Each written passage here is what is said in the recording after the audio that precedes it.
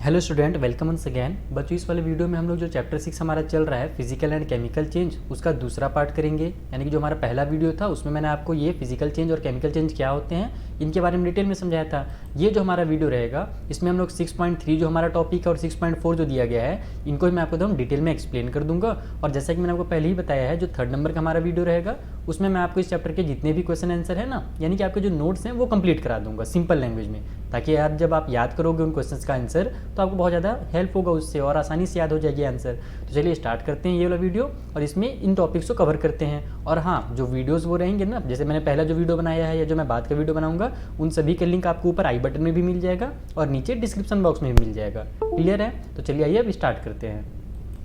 6.3 rusting of iron. अभी देखो, iron के बारे में हमने पहले भी पढ़ रखा है पिछले वाले वीडियो में कि जो आयरन रस्ट होता है वो कैसा चेंज है, हमारा एक केमिकल चेंज है। लेकिन इसके बारे में और डिटेल में दिया गया है कि इसमें होता क्या है। तो देखो कि let us get back to rusting. चलो दोबारा से रस्टिंग के पास चलते हैं कि this is one change that affect iron articles and slowly destroy them. यानी ये ऐसा इफेक्ट है जिसमें जो आयरन के बने हुए सामान होते हैं ना, आयरन वाले आर्टिकल, जैसे कि हो गया टेबल, कुर्सी, शिप और बड़े बड़े ये देखो यहाँ पर हमको ब्रिज का दिया हुआ एग्जाम्पल, ट्रक के बॉडीज का दिया हुआ है। तो इन सबको ये धीरे धीरे करता है, सड़ा करके एकदम खत्म कर देता है, डिस्ट्रॉय कर देता है।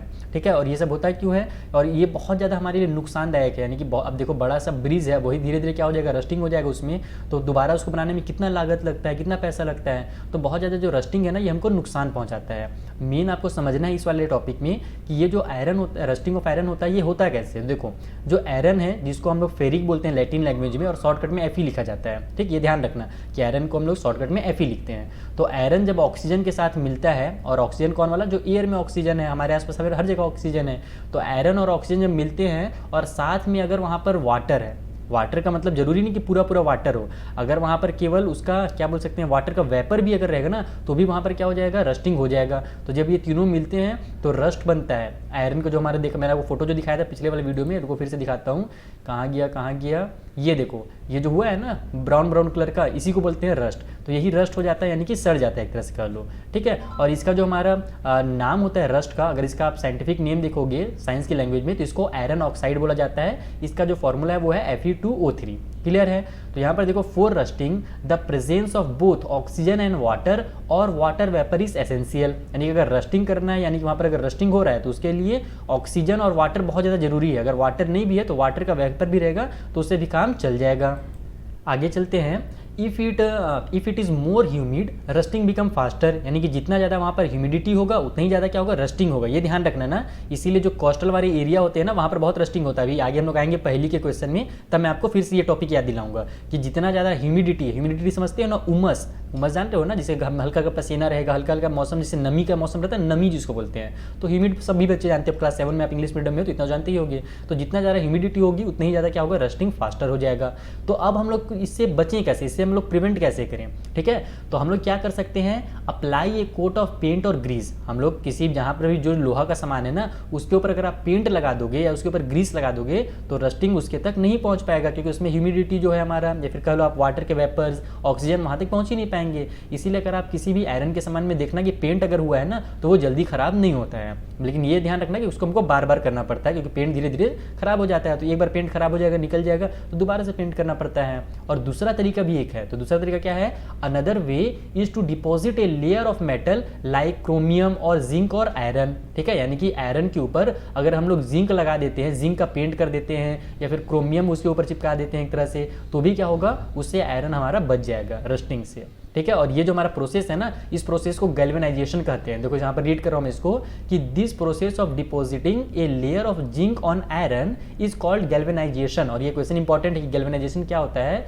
तो आयरन के ऊपर ही जब हम लोग क्या करते हैं, एक लेयर लगा देते हैं, यानी कि तरह से कह लो पेंट कर देते हैं जिंक का, तो उसको ही गैल्वेनाइजेशन कहा जाता है। The iron pipe we use in our home to carry water are galvanized to prevent rusting. यानी जो हमारे घर में पानी वगैरह के लिए पाइप रहता है ना, आजकल तो प्लास्टिक के आ गए हैं, जो पहले लोहा का पाइप लगा रहता था ना, उसमें हम लोग ऊपर में क्या करते थे, गैल्वेनाइज उसको किया जाता था, ताकि वो रस्ट ना हो जल्दी से। अब देखो यहाँ पर पहली का क्वेश्चन क्या था, ओ that is why my friend Rita is always complaining about iron article rusting so fast। C live near A cost, ठीक है। यानी कि पहली की जो सहेली है कोई, वो उनको बताती है बार बार कि मेरे घर में जो लोहा का सामान है, आयरन के जो आर्टिकल्स हैं, वो बहुत जल्दी रस्टिंग हो जाते हैं, बहुत जल्दी, यानी कि वो खराब हो जाते हैं, उनमें जंग लग जाता है। तो ऐसा क्यों लगता है? क्योंकि वो कॉस्ट किसको बोलते हैं समझ रहे हो? कॉस्ट बोला जाता है जो समुद्र के बगल का इलाका होता है ना, जैसे कि मान लो तमिलनाडु वाला हो गया क्षेत्र, गोवा हो गया, ये सब जो है वो कोस्टल एरिया है। तो कॉस्ट के बगल में रहेंगे तो वहाँ पर ह्यूमिडिटी ज़्यादा होगा, और हमने अभी क्या पढ़ा कि जितना ज़्यादा ह्यूमिडिटी होगा उतना ही ज़्यादा रस्टिंग होगा, इसीलिए इनकी जो सहेली है वो परेशान हो जाती हैं रस्टिंग से। तो ग्लैमराइजेशन समझ गए आप। थोड़ा सा यहाँ पर और इसको मैं रीड करके आप जल्दी समझा देता हूँ कि यहाँ पर क्या दिया हुआ है ना, कि देखिए ना आपकी जो शिप वगैरह होते हैं वो बहुत उनका जो कुछ पार्ट होता है वो पानी के अंदर होता है और कुछ पार्ट पानी के बाहर होता है, लेकिन फिर भी पानी उसमें पड़ते रहता है बार बार। इस वजह से जो शिप होता है वो भी बहुत जल्दी रस्टिंग उसमें हो जाता है, इसलिए उसको बार बार उसके जो पार्ट्स हैं ना उनको बदला जाता है। तो देखो, the salt water make the process of rust formation faster, यानी जो सॉल्ट वाला वाटर होता है, देखो समुद्र में जो ये है हमारा शिप, कहाँ चलता है? समुद्र में चलता है, और समुद्र की पानी कैसी होती है? थोड़ी सी खारी होती है, थोड़ी सी सैल्टी होती है। तो जो सॉल्ट वाला वाटर होता है ना, वो भी क्या करता है, आयरन में जो रस्टिंग है उसको प्रोसेस को तेज कर देता है। क्लियर ये चीज़। अब हम लोग आते हैं कि स्टेनलेस स्टील क्या है, ये भी एक इंपॉर्टेंट टॉपिक है, इसके बारे में जानना जरूरी है। तो stainless steel is made by mixing iron with carbon and metals.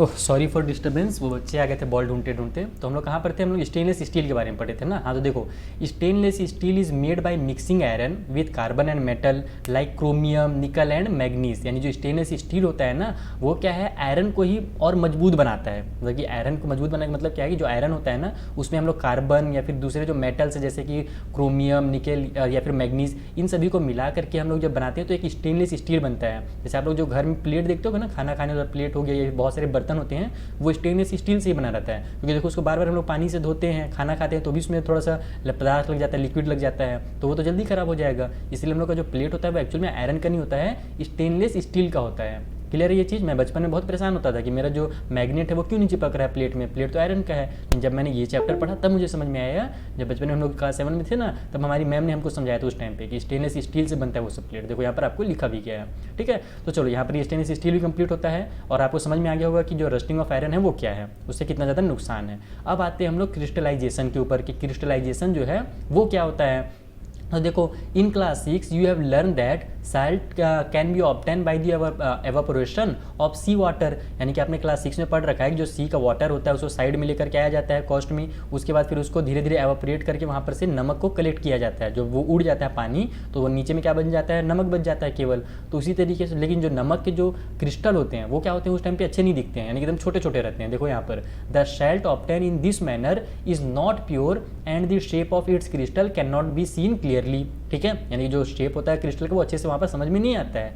लेकिन large crystal of pure substance can be, कहाँ गया, form from their solution, the process is called crystallization. यानी कि देखो, कोई भी अगर हमको क्रिस्टल, किसी भी चीज़ का अगर क्रिस्टल चाहिए जिसका क्रिस्टल बन सकता है, तो उसको हम लोग क्या करते हैं, हम लोग उसके सॉल्यूशन से, और एक प्रोसेस होता है क्रिस्टलाइजेशन का प्रोसेस, उसके जरिए हम लोग उसके क्रिस्टल को प्राप्त कर सकते हैं। और ये जो क्रिस्टल प्राप्त करने का जो प्रोसेस है ना, ये क्या कहलाता है हमारा, ये फिजिकल चेंज है। क्योंकि अगर कोई भी चीज़ को अगर अपन क्रिस्टल बना दिया, जैसे देखो यहाँ पर लिक्विड था ना, इसको एक क्रिस्टल बनाया गया है, मैं बताऊँगा कैसे बनता है।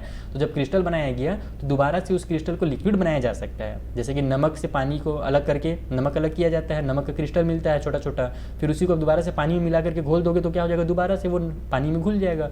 तो यानी कि ये जो हमारा प्रोसेस है ये क्या हो जाएगा, हमारा फिजिकल चेंज हो जाएगा, ठीक है। उसके प्रॉपर्टी में कोई भी चेंज नहीं होता है।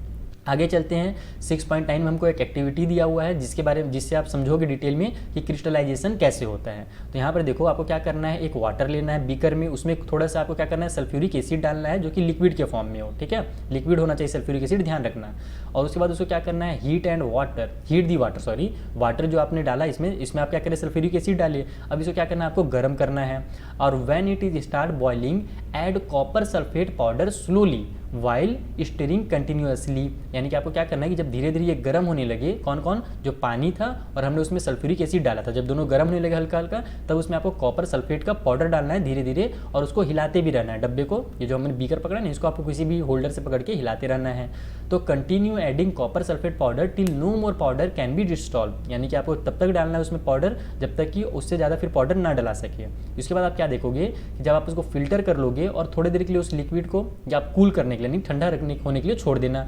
पहले फिल्टर के लिए थोड़ा सा छान लेना और उसके बाद उसको ठंडा होने के लिए रख देना। और जब वो ठंडा हो रहेगा ना, उस टाइम उसको हिलाना उलाना बिल्कुल नहीं मत, एकदम शांति से उसको रहने देना, ठीक है। तो जब आप थोड़ी देर बाद देखो जब वो ठंडा हो जाएगा तो सॉल्यूशन किस टाइप से दिखेगा पता है, क्रिस्टल का फॉर्म में। यहाँ पर आपको उसके अंदर में बहुत सारे क्रिस्टल दिखने लगेंगे, कॉपर सल्फेट के जो क्रिस्टल होते हैं ना, वो आपको वहाँ पर दिखेगा। अगर तुरंत नहीं दिख रहा है तो थोड़ा सा वेट करना, वो जरूर दिखेगा। तो ये थोड़ा सा एक एक्टिविटी दिया गया है, ये आपको घर में तो कर नहीं सकते, स्कूल में ही कराया जाएगा आपके टीचर के द्वारा, ठीक है। तो स्कूल में आप जरूर करना ये वाला प्रैक्टिकल आपका। अब यहाँ पर थोड़ा सा हम लोग लास्ट में हमसे क्वेश्चन बोला गया है कि have you have learn about physical and chemical change. आपने फिजिकल और केमिकल चेंज के बारे में डिटेल में पढ़ा, तो try to identify changes that you observe around you as physical और केमिकल चेंज। यानी आसपास जो आपके चेंज हो रहा है ना, उसमें आप पता लगाइए कौन सा फिजिकल चेंज है और कौन सा केमिकल चेंज है। यहाँ कीवर्ड दिए गए हैं जिसके बारे में आपने डिटेल में इस चैप्टर में पढ़ा है, उसका शॉर्ट यहाँ पर आपको नाम दिया गया है। इसको आप जरूर पढ़ा करो, जब भी रिवीजन करने आओ ना तो ये वाला टॉपिक को जरूर पढ़ो कि आपने इस चैप्टर में क्या रीड किया था। तो पूरा आपको चैप्टर नहीं रीड करना पड़ेगा, केवल इतना ही अगर आप रीड कर लोगे ना तो आपको समझ में आ जाएगा कि आपने इस चैप्टर में क्या क्या पढ़ा था। मैंने आपका ये टॉपिक यहीं पर दिया रहता है। तो मिलेंगे हम लोग नेक्स्ट वाले वीडियो में। यहाँ पर एक्सरसाइज हम करेंगे। अच्छा रुको मत, कहीं जाओ मत, मतलब थोड़ा सा रुक जाओ। अभी आपको मैं एक तो बहुत ही मजेदार स्टोरी सुनाने जा रहा हूँ। स्टोरी नहीं, यहाँ पर हमको डिड यू नो करके दिया गया है। ये हमारा लौह स्तंभ है दिल्ली में, ये बहुत ही इंपॉर्टेंट है आपके लिए। अभी जो हम लोग पढ़े ना हम लोग कि जो आयरन होता है बहुत जल्दी सड़ जाता है, गल जाता है, लेकिन यहाँ पर ऐसा नहीं है। Near the Qutub Minar in Delhi stand an iron pillar. यहाँ पर देखो ये जो है ना कुतुब मीनार के पास ही है ये आयरन पिलर, ये लोहा से बना हुआ है, पूरा पूरा लोहा से। और ये कब का पता है, आज से 1600 साल पहले का है। ये देखो which is more than 7 metre height, और इसका जो हाइट है लगभग 7 मीटर से ज़्यादा ही है। It weight more than 6000 kg, यानी इसका जो वेट है वो भी क्या है 6000 kg है, ठीक है।